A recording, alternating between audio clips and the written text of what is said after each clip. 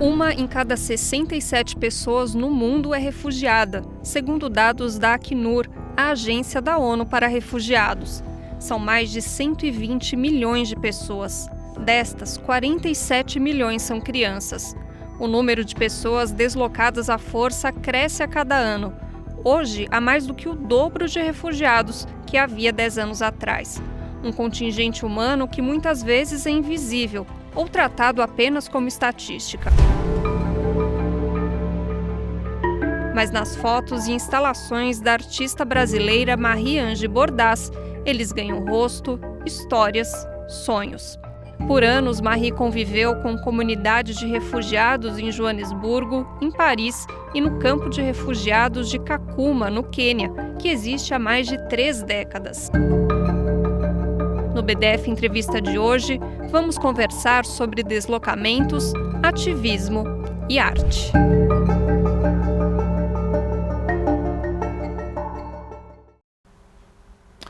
Olá, eu sou Rodrigo Durão e esse é o BDF Entrevista. Hoje comigo está a Marie-Ange Bordas, aqui no estúdio do BDF. Marie-Ange, muito obrigado pela tua participação, ter vindo aqui até os nossos estúdios. Prazer estar com você. Boa tarde, Rodrigo. É um prazer, um grande prazer estar aqui, finalmente conhecer a redação e ter essa oportunidade de conversar sobre temas tão caros. Pois é, a gente vai falar muito sobre refugiados, sobre deslocamentos e sobre o seu trabalho como artivista, né? Como você gosta de ser chamada, uma ativista que usa a arte como forma de fazer o seu ativismo, né? Eu queria começar do começo. Como é que começou esse seu envolvimento com essas populações? O que te motivou? Como é que foi? E depois a gente vai falar um pouquinho mais sobre cada um desses trabalhos que você realizou. Então, eu vou aproveitar a tua pergunta só para fazer um comentário sobre as imagens que a gente viu agora no começo. As primeiras imagens ali dos meninos com a caixa na cabeça, elas são de um filme produzido em Kakuma, no campo de refugiados de Kakuma. Fica onde, Kakuma? Fica no noroeste do Quênia, na fronteira com o Sudão.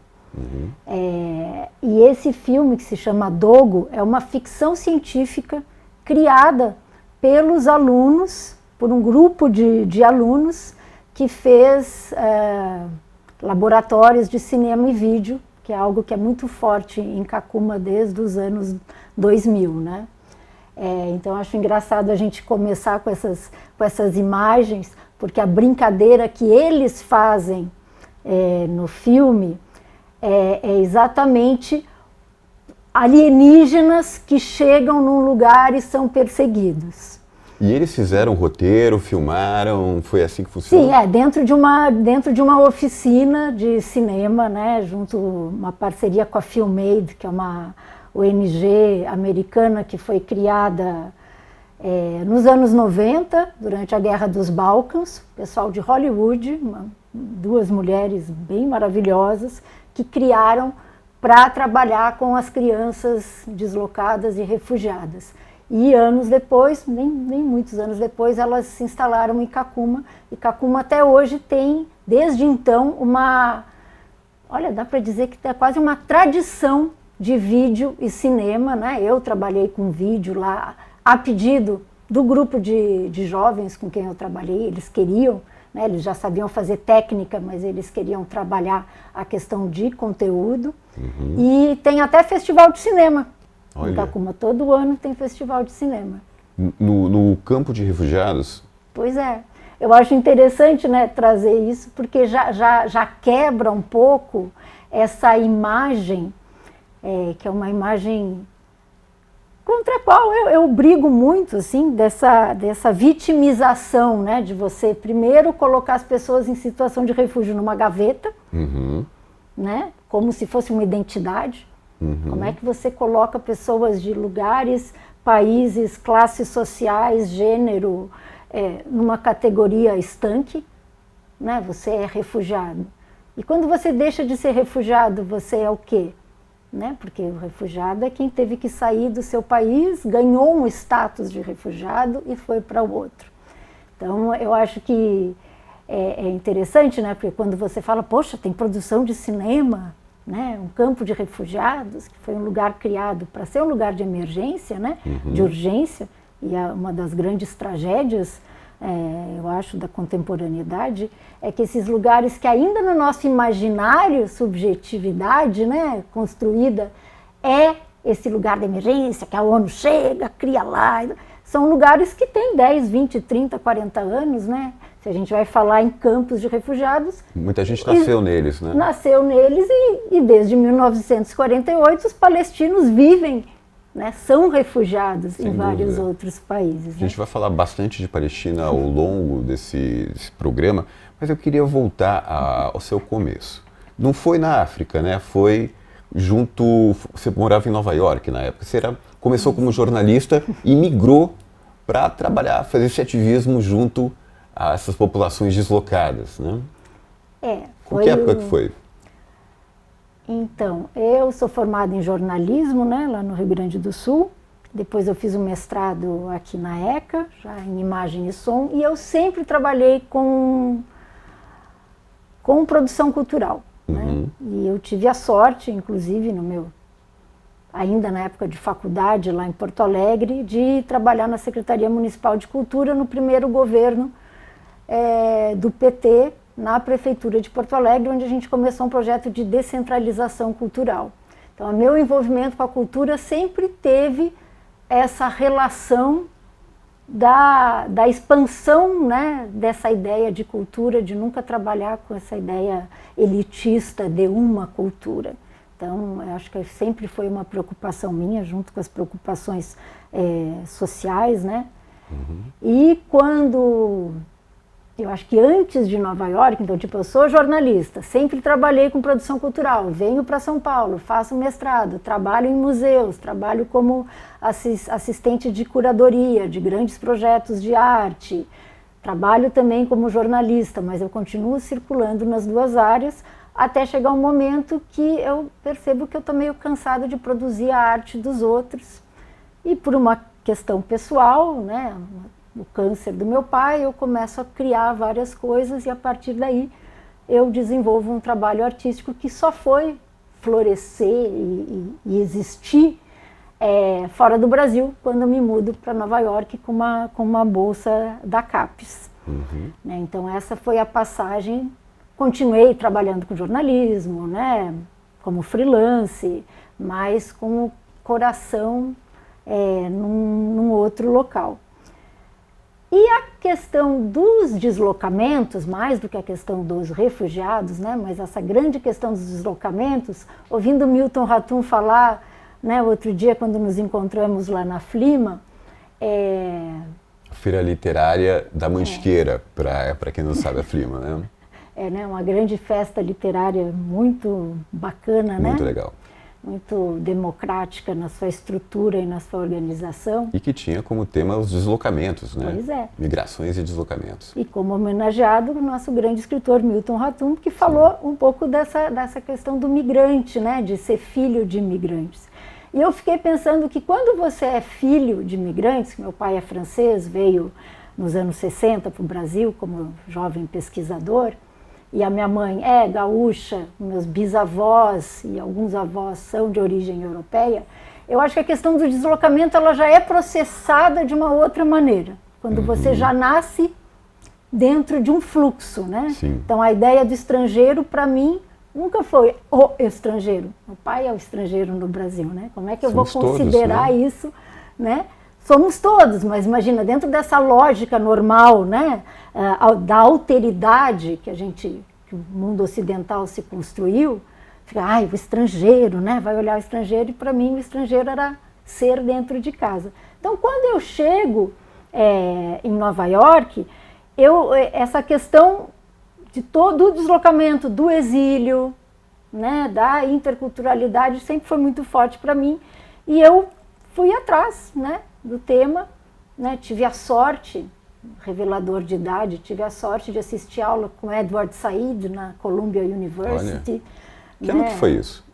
1500 tipo, foi 97, a partir de 97, eu me mudo em 96 para Nova York, eu fico de 96 a 2001.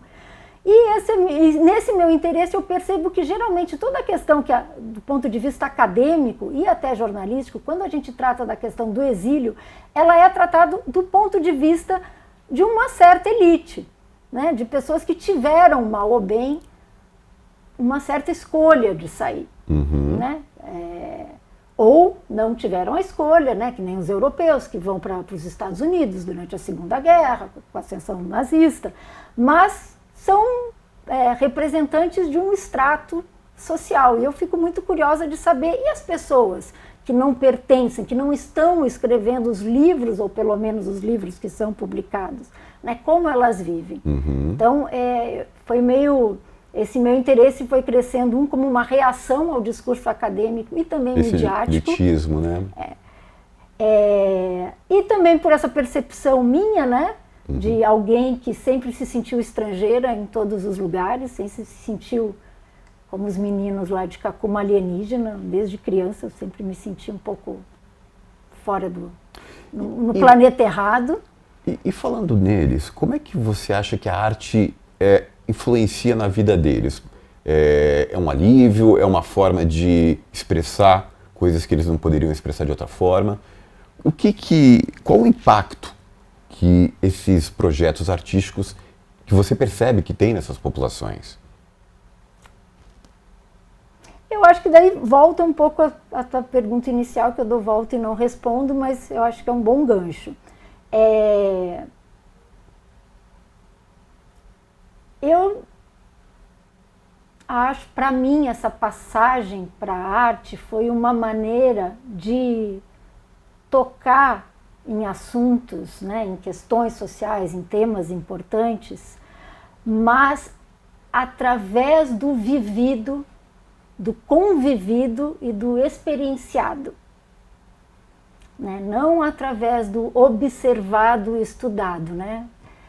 Então era muito a partir da vivência, da experiência das pessoas que passam pela questão. Então, quando eu chego em Nova York, fim da Guerra dos Balcãs, né?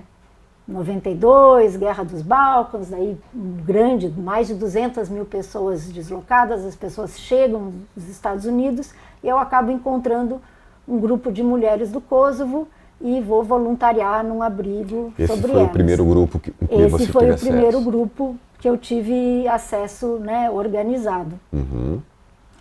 E aí a minha relação com como a mídia trata esses refugiados, ela me incomoda muito, porque começa a ser tratado como a questão dos refugiados, como uma questão nova, sendo que, né, tivemos grandes ondas de refúgio nos anos 70, 80. Sempre tivemos, Sempre tivemos, é a história da humanidade, né? Mas se a gente vem para o tempo mais, né, recente, 1948, a Nakba, depois o Saara Ocidental, 75, depois as independências americanas, as ditaduras, então sempre teve. Sem contar toda a história do continente africano, né, recente, não estou nem falando da colonização. Então, eu cresci vendo imagens dos refugiados etíopes, somalis, né, indo para um lado para o outro, e eu perguntava para minha mãe, por que a gente nunca vê o rosto dessas pessoas? A gente só vê essas hordas. Então, para chegar na arte, né, vou tentar voltar para a tua pergunta, eu acho que a arte, para mim, foi essa maneira de enxergar o humano.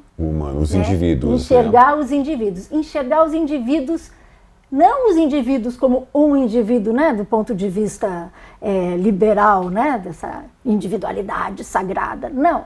O indivíduo como esse ser humano, essa essência que não passa de um estilhaço de uma humanidade compartilhada.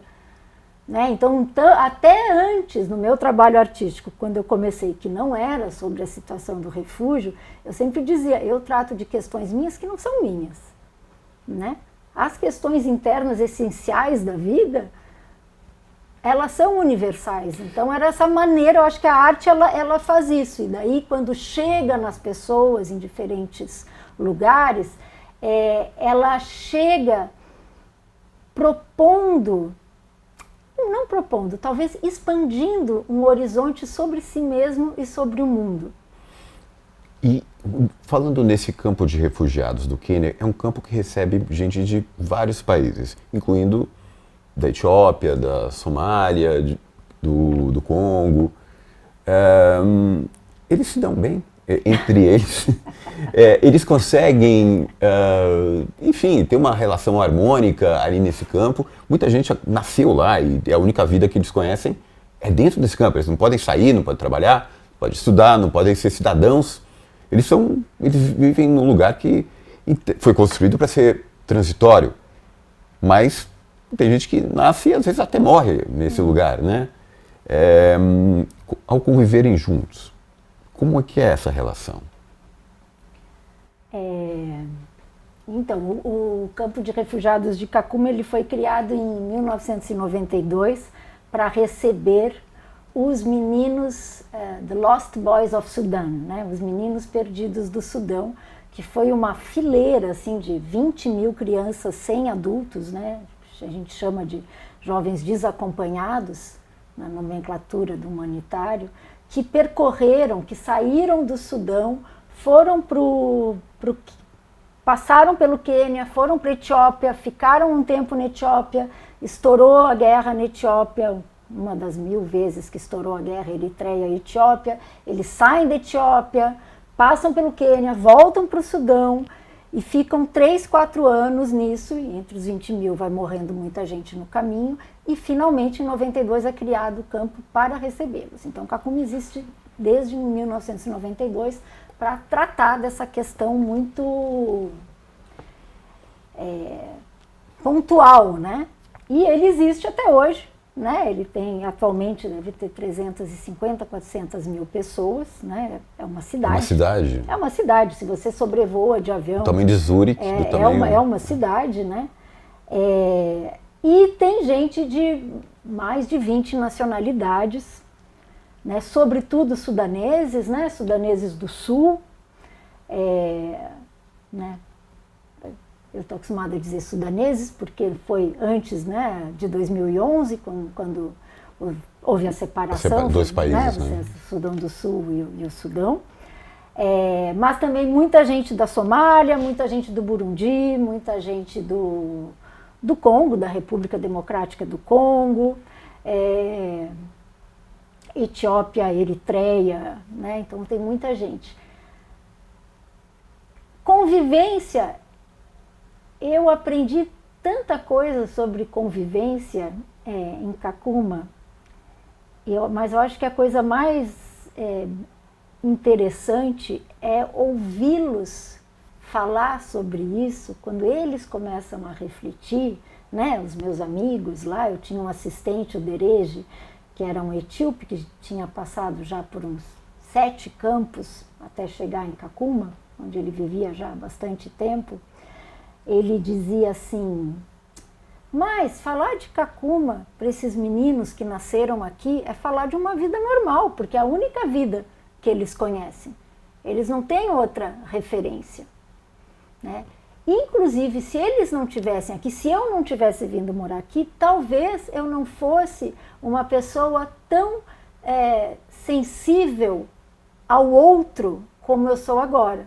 Que eu vim aqui e vim morar com pessoas do mundo inteiro, outros, né, vizinhos africanos, que eu não tinha ideia que existissem, ou eu tinha preconceito. Então aqui, por um lado, diminui essa tensão, né, a tensão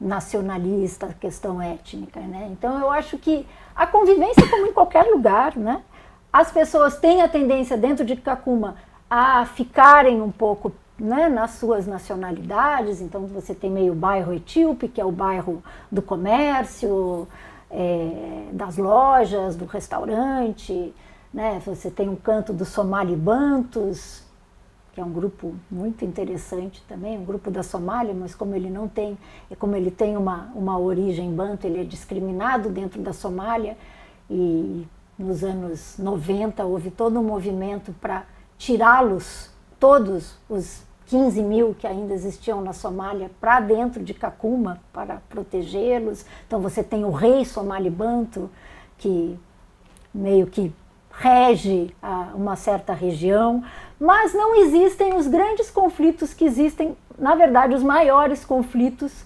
são com as pessoas locais.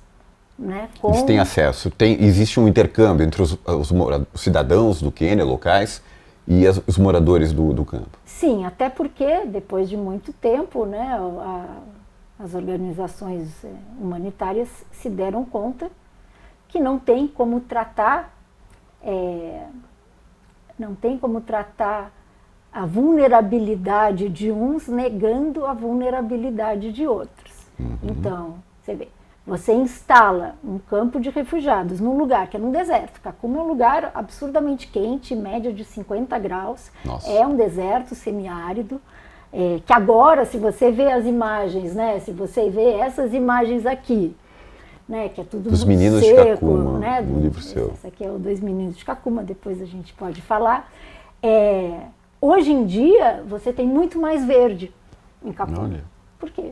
As pessoas que foram morar lá, que vieram, né, do sul do Sudão, que é uma floresta, né, os meninos com quem eu trabalhei diziam, gente, eu achei que eu ia vir para uma cidade, taraná, e parei aqui nesse deserto, saí da minha floresta luxuriante para cá. Então, eles mudaram, né, o território, né, eles foram mudando. E quem morava nessa região, onde o campo foi implementado, era a população turcana, que é um povo bastante pobre, imagina, que mora no meio do deserto, bastante negligenciado no Quênia. Então haviam vários conflitos e roubos, então tinha muito isso. Teve uma outra época que, por conta das várias tensões, né, dos warlords, Tem os chefes, comandantes locais de guerra, né? E nem tão locais, né? Os Somali, os do Sudão, traziam as facções para dentro do campo. Então, mas eu acho que o grande problema não é a violência entre pessoas de, né, nacionalidades Sim. diferentes. Então, acho que isso é uma questão, né? E é uma questão que, inclusive, acaba sendo muito tratado pelos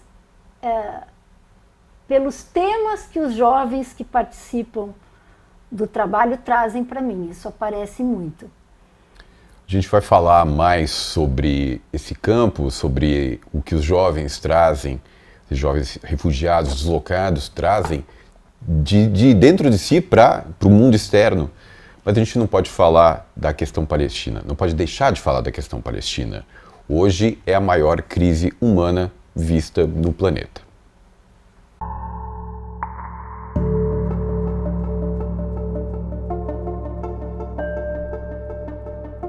Parece um jogo de almanaque, mas ao passar os olhos pelas letras, algumas das palavras que aparecem são escombros, genocídio, fome.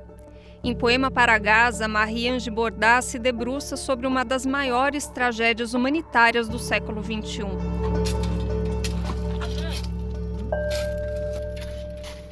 Desde 7 de outubro de 2023, mais de 50 mil palestinos foram mortos em ataques de Israel contra Gaza.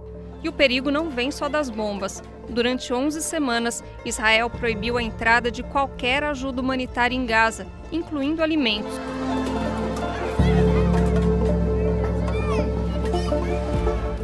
Quando, enfim, a entrada de ajuda foi permitida, o que se viu foi o caos. Em vez das agências da ONU, Israel decidiu que a entrega de alimentos deve ser feita pela recém-criada Fundação Humanitária de Gaza, apoiada pelos Estados Unidos. Sem estrutura, a fundação foi tomada pela população faminta e o exército de Israel disparou contra a multidão.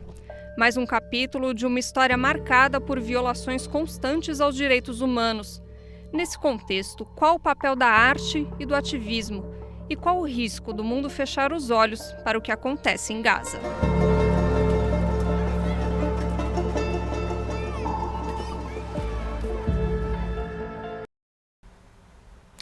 E boa parte do mundo parece estar fechando os olhos para o que acontece em Gaza. É a chamada fadiga do conflito. conflito que começou em 20... Essa fase mais crítica começou em 7 de outubro de 2023 e que hoje faltam até palavras, né, Mariange, para descrever ou para continuar cativando a atenção das pessoas a respeito dessa tragédia. É muito mais fácil virar os olhos, né? Pois é. A gente vê esse apagamento do conflito nas páginas dos jornais, essa diminuição do interesse das pessoas. As pessoas parecem quase anestesiadas, mas é uma tragédia que a gente está vivendo na Palestina, né? Mas eu acho, Rodrigo, quando a gente diz, né, fecha os olhos, eu estou bastante surpreendida. Surpreendida, não sei se é a palavra, mas eu estou ressabiada com essa, de repente, né, nas últimas 2 semanas Gaza virou um tema, né? Para quem milita pela causa palestina há mais de, não são 2 anos, né? Há muito tempo, porque não dá para falar em refúgio sem falar de Palestina, não dá para falar em deslocamento sem falar de Nakba, né? Não dá para falar de campos de refugiados sem falar dos palestinos na Jordânia, em todos os países vizinhos. Os milhões, né? Que vivem os milhões e milhões, desde 1948. Né? Desde 1948. Mas para quem está desde o 7 de outubro de 2023, dentro da questão, compartilhando de perto, não é que o mundo vai fechar os olhos, o mundo está de olhos fechados para a questão palestina. Eu vou dizer desde 48 para não dizer antes, né, com o Império Britânico, né, mas vamos partir de 48 para facilitar para a humanidade. O mundo está de olhos fechados, né, e eu acho que um dos motivos para isso, muito, né, questão delicada de falar, mas também difícil de não falar, é a criação de uma subjetividade a partir do olhar ocidental fomentado por Hollywood. O olhar ocidental sempre foi de estereotipar os palestinos, guerrilheiros, selvagens... Os árabes, né? Os árabes, de uma maneira geral, né? E os palestinos bem particularmente. O Arafat era considerado o maior dos terroristas mundiais. Antes do Bin Laden era o Arafat, que é o pai da nação palestina. E ao mesmo tempo que isso acontece, né, essa vilanização do árabe, né, do muçulmano, né, você tem Hollywood que cria narrativas né? Que fazem parte da subjetividade, não vamos dizer do mundo ocidental, tudo. Na África você vai falar de holocausto, você não vai pensar na Namíbia, você não vai pensar no holocausto dos Herero, você não vai pensar na Armênia, é o holocausto judeu, né? Então é interessante, né? A gente não está negando em nenhum momento, mas é interessante como as construções foram feitas para reduzir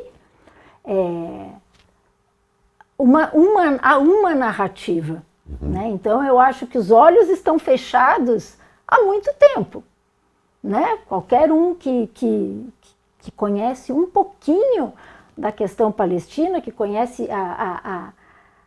a humilhação diária que os palestinos vivem, né, com a passagem das fronteiras, perdendo terra a cada dia na Cisjordânia. Não, todo, né, de ter com os colonos que nem israelenses são, né, os colonos europeus e americanos que vão para Israel, né? E tomam terras. É tão enorme que, para mim, chegar agora, em maio de 2025, quase 600 dias de genocídio, e que, de repente, os influencers estão falando, a mídia está falando, os governos internacionais, as grandes potências estão se colocando, mas não estão agindo, né? Exato. Não estão agindo. E curioso que nessas 2 últimas semanas que você mencionou, é que o genocídio se intensificou. A média de mortes diária é de 60, 50 palestinos diariamente mortos em Gaza.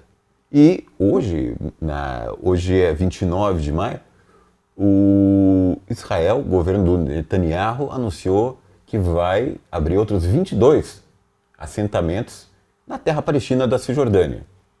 E é curioso porque cada assentamento ele não é apenas um local, uma montanha onde vivem alguns milhares de colonos ultra-radicais armados até os dentes com a conivência da polícia israelense. É também as terras vizinhas, porque eles têm que ter um filtro, eles têm que ter uma zona que impeça os palestinos de eventualmente chegarem até eles. Então nunca é muito maior do que se imagina, né? Uma terra recortada e que muitas vilas palestinas completamente cortadas em termos totais de comunicação com o seu vizinho. O vizinho que historicamente sempre foi próximo de você, agora, por um decreto do opressor, não pode mais, né? E eu acho assim, cara, se a gente entra nesse assunto, né? A gente tem pano para manga, infelizmente, mas para mim a questão palestina, ela resume esse momento que a gente está vivendo, não de hoje, né? Está sendo construído, sobretudo, né? Desde os anos 70, com essa construção da lógica neoliberal, né? Que é um processo de desumanização, né? É um Sim. processo de necropolítica muito claro, né? De quem são os indesejáveis. Então eu fico muito raivosa, mas eu não tenho, enchi o saco de medir palavras, raivosa mesmo, esses 2 anos quase, né, agora de ativismo, de tentar falar com as pessoas, tentar acessar, né, pessoas influentes, artistas, a mídia, e ter o tempo inteiro as pessoas ou fecham a porta ou fazem de conta, né, que não é tão importante, mas e as pessoas no Brasil são pobres, estão sofrendo, é tudo a mesma coisa, né, esse desdém, para mim é uma falta de senso de realidade. Eu acho que é uma... Falta de vontade de ver a realidade, né? Mas sabe que eu estou sendo mais magnânima nesse sentido. Porque quando a gente diz a falta de vontade, parece que é proposital. Mas eu acho que a nossa subjetividade está tão dominada por uma construção que vem, né, que as pessoas nem se dão conta. Então esse discurso, mas aqui está ruim, por que eu vou olhar lá fora? É exatamente a lógica neoliberal do dividir para conquistar. Então você destrói o coletivo. Então da mesma maneira que eu vou ver as imagens de Gaza, né, que é outro processo, o processo da necropolítica inclui a gente se acostumar, a gente ter passado os últimos 20 anos vendo gente decepada em guerra, e a gente vê, eu mesmo, percebo, eu chego num ponto eu não reajo agora como eu reagia há 20 anos atrás, quando eu comecei, porque a gente sofreu um overload de imagem, a gente banalizou a violência de uma certa maneira, né? Então tem isso, né? Mas ao mesmo tempo que a gente vê isso, a gente vê a favela do Moinho agora, essas semanas, sendo demolida, né? E a reação, e é aquilo, isso não me toca. E eu acho que a gente está num momento que isso não me toca, e como não pensar no Bertolt Brecht, né? É isso, eles vieram, primeiro eles levaram os negros, eu não me importei, depois eles levaram as mulheres, eu não me importei, e chegou em mim. Que eu acho que é o que está acontecendo agora, por exemplo, com os brasileiros nos Estados Unidos. Sim. Né? Que agora que sempre, né, tem uma grande tendência, né, dos migrantes brasileiros, tipo, eu sou migrante brasileiro nos Estados Unidos. Né? Muitos migrantes, inclusive deportados, votaram no Trump na esperança de que ele não estava se referindo a eles, né? Era sempre os outros. Porque são brancos, né? Tipo, bate um Bacurau aí, né? Sempre tem uma justificativa, né? Mas você vê algum motivo para ter otimismo em relação a essa necropolítica? Você, com 20 anos de ativismo ou mais, você consegue detectar algum motivo para não ser tão pessimista em relação a esse momento que a gente está vivendo? Ou não? Eu pedi demais. acho que os motivos, eles são menores no sentido, assim, para quem nasceu nos anos 70, cresceu na ditadura, cresceu num mundo onde era mais fácil você reconhecer, né, a utopia, para onde a gente queria ir, e a gente chega num ponto que essa utopia ela não parece muito viável. Eu que sempre lutei por políticas públicas, né, que venho de uma família de gente que lutou por políticas públicas, né, dentro da educação, dentro da ciência, eu tive uma grande crise de identidade quando eu percebi, gente, agora eu estou achando até que aquelas ideias, né, que eu falava mal nos meus 25 anos, quando eu morei na Europa, falava mal daquele pessoal fazendo cidades alternativas, ecovilas, porque eu achava uma coisa elitista. Agora eu estou olhando para isso de uma certa maneira, pensando, e eu acho que eu vejo para mim, né, Mariângela agora, privilegiada, né, branca, mulher, eu vejo como uma solução essas pequenas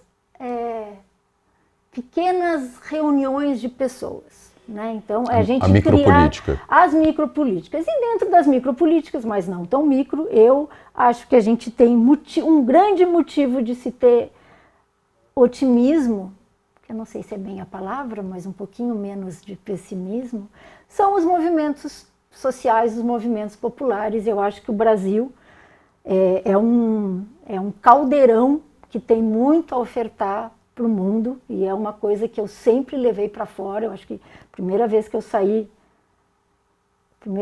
saí sozinha, né, sem família, do Brasil, que eu fui fazer um intercâmbio, que eu ganhei uma bolsa nos anos 80, fui fazer um intercâmbio na Austrália, eu me lembro de estar pegando o avião no aeroporto Salgado Filho, em Porto Alegre, subindo as escadinhas, né, não era finger, era escadinha mesmo, e eu olhei para trás assim e disse, ai, o Brasil nunca vai dar certo, porque fica todo mundo, em vez de fazer revolução, fica fazendo carnaval.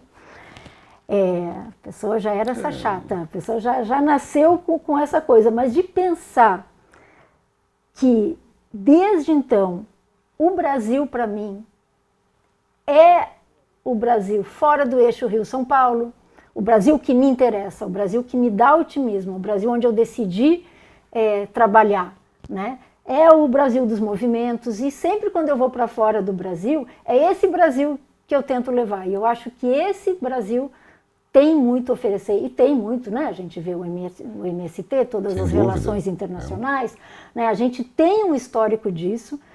Eu fico feliz que agora, depois de tanto tempo, né, a classe média brasileira, até as elites, começam a perceber, né, essa importância, né, e dar uma visibilidade, mas acho que isso é um motivo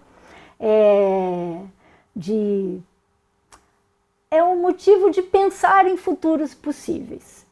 Sim, né? Isso é o que os movimentos populares vêm fazendo, brigando para que mais gente compartilhe essa visão de um mundo possível. Mas a gente falta uns 5 minutinhos para a gente encerrar essa entrevista, o tempo voa, né? Eu queria que você falasse do seu projeto no Brasil, Tecendo Saberes. Como é que foi isso? O que é?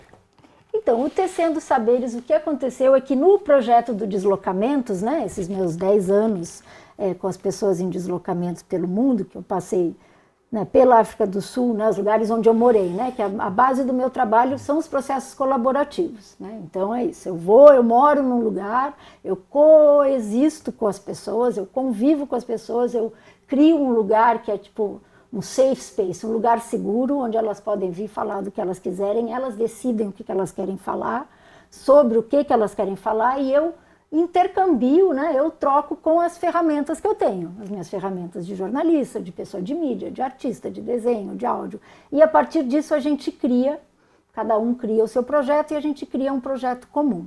Então, em todos esses lugares, lá em Kakuma, no albergue para refugiados políticos em Paris, nos bairros de Johannesburg, no Sri Lanka, a gente fazia exposições para dentro do lugar, né? E também para fora. Então, por exemplo, em Kakuma, a gente consegui levar os meninos para Nairobi para fazer uma exposição, que vieram todos os mandatários de embaixada, ONU, FAO e tudo, mas também fizemos a exposição, que foi uma projeção de vídeo para 15 mil pessoas e uma distribuição de materiais que a gente tinha feito. Então, sempre é esse projeto. Parte de eu como ferramenta, eu como agente subversivo que chega para talvez fazer uma disrupção na maneira como as pessoas olham a sua vida e como uma ponte, né? Eu gosto muito desse termo, artista ponte, para criar uma ponte usando meu privilégio para levar para os lugares. Então, essa exposição, no final desses 10 anos, a gente fez uma exposição que viajou por vários países. E quando ela chegou no Brasil, ela foi, sobretudo aqui em São Paulo, meio que adotada por movimentos. Então, eu chegava lá na Praça da Sé, na Caixa, e tinha um ônibus de mulheres jongueiras do ABC Paulista, que uma tinha visto a exposição na hora do almoço e disse para os colegas, olha, a gente tem que vir aqui, tem que ver isso. Que bacana. E teve muito essa relação, né? As pessoas meio que achavam que era sobre a negritude. Um grupo de meninos de rua do Anhangabaú vinham para a exposição todo dia e acabaram me conhecendo. Então teve essa relação e aí nasceu uma relação com o movimento, sobretudo o pessoal do movimento negro, e aí por várias questões da vida, eu acabei muito envolvendo com os povos tradicionais brasileiros, né? A gente pensa em povos tradicionais, a gente pensa em quilombola, indígena, às vezes em caiçara, mas são 28 povos tradicionais que existem no Brasil, né? Em todos os biomas.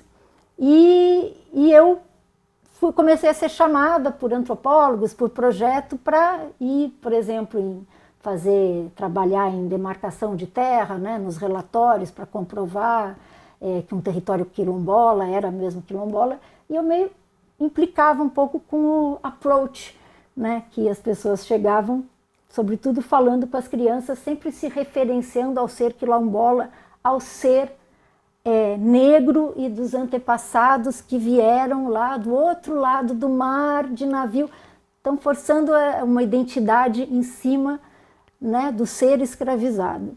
E eu percebi, caminhando com as crianças, que a identidade cultural delas era muito mais baseada na relação com o território, com os animais, com as frutas, com o chá que a avó dava quando tinha dor de barriga. Então, é uma ideia de tradição, né, não com essa coisa estanque, reacionária, mas tradição como uma coisa em movimento. E daí veio essa ideia do Tecendo Saberes, que é produzir livros e materiais a partir dos saberes e dos fazeres das crianças dessas comunidades. Então, o primeiro livro foi na Bahia, com a Meire Cazumbá, que é quilombola do Rio das Rãs. Foi uma das primeiras pessoas a aprender a ler na comunidade, se tornou advogada, e através da nossa amizade eu descobri uma grande escritora, e nós criamos o Histórias da Cazumbinha, que são histórias do quilombo do Rio das Rãs, e passamos 2 verões lá com as crianças e elas ilustraram os livros, né? Então eu desenvolvi um pouco essa ideia da fotoilustração como, bom, eu sou fotógrafa, né, também de base, como uma possibilidade de representação onde eu não chegava lá, a pessoa de São Paulo, né, que ia pro quilombo representar as crianças negras, né, a ilustradora. Eu queria que as crianças se vissem, se reconhecessem, né? A gente se reconhecessem, olha, um menino negro que aparece na capa do livro e não no livro de história, né? Isso foi em 2009, né? Então muita coisa andou, mas a ideia era um pouco isso. Então as crianças ilustram o livro, então a gente discute os temas. No Baixo Amazonas, né? Que no estado do Pará, trabalhei com 5 comunidades quilombolas de diferentes tamanhos, mas muitos extrativistas da castanha. No Acre nós trabalhamos com a aldeia São Vicente, com os Runiquim, que estavam querendo fazer um movimento de recuperar a língua, né, que foi muito perdida no ciclo da borracha, e eles queriam um livro bilíngue, então esse é um livro bilíngue. Muito dessa relação com as comunidades tradicionais no Brasil veio muito da demanda delas. Então eu tive um envolvimento político, né, como apoiadora, e a partir disso foi conhecendo e eles foram pedindo e a gente foi lutando para tentar conseguir patrocínio para fazer. Mariângela, muito obrigado pela tua participação, por esse papo que a gente teve, importante, e meus parabéns pelo seu trabalho, muito legal mesmo. Prazer ter você aqui hoje. Prazer foi todo meu. Obrigada. Esse foi o BDF Entrevista de hoje. A gente volta amanhã. Tchau, tchau.